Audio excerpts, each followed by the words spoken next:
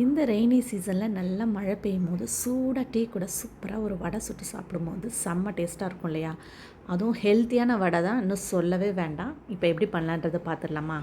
காராமணி வச்சு ஒரு வடை தான் பண்ண போகிறோம். காராமணி வந்து ஒரு 3 மணி நேரத்துக்கு நல்லா ஊற வச்சு தண்ணி வடித்து எடுத்து வச்சுருக்கேன்.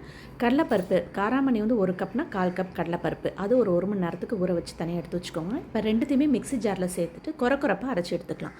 ரொம்ப நைஸாக அரைக்கக்கூடாது, நம்ம வடைக்கு அரைக்கிற மாதிரி அரைச்சி தனியாக ஒரு பவுலில் எடுத்து வச்சுக்கலாம். இது கூட நம்ம வடைக்கு என்னென்னலாம் போடுவோமோ, வெங்காயம், பச்சை மிளகா, இஞ்சி, பூண்டு, கருவேப்பிலை, கொத்தமல்லி, கொஞ்சம் பெருஞ்சீரகம் சேர்த்துருங்க, பெருங்காயம், இதுக்கு தேவையான அளவுக்கு உப்பு எல்லாத்தையுமே சேர்த்துட்டு நல்லா மிக்ஸ் பண்ணி எடுத்துக்கோங்க. இப்போ நம்ம எண்ணெய் நல்லா காஞ்சதுக்கப்புறமா நம்ம வடை மாதிரி தட்டி தட்டி போட்டு எடுத்துட வேண்டியதுதான். இந்த மாதிரி போட்டு எடுத்துக்கலாம். எண்ணெய் வந்து ரொம்ப ஹை ஃப்ளேம்லேயே இருக்கக்கூடாது, லோ ஃப்ளேம்லேயே இருக்கக்கூடாது, மீடியம் ஃப்ளேம்லேயே வச்சு நல்லா ஃப்ரை பண்ணி எடுத்துக்கலாம். அப்போ தான் உள்ளேயும் நல்லா வேகும். இந்த மாதிரி லைட்டாக தட்டி ஃப்ளாட்டாக போட்டுக்கோங்க. அப்போ தான் உள்ளே நல்லா வந்து வெந்து கிடக்கும் நமக்கு. அவ்வளோதாங்க, சூப்பரான ஹெல்த்தியான வடை ரெடி ஆகிடுச்சு. சூடாக டீ கூட சூப்பராக சாப்பிடலாம். சேவ் பண்ணி வச்சுக்கோங்க, ட்ரை பண்ணி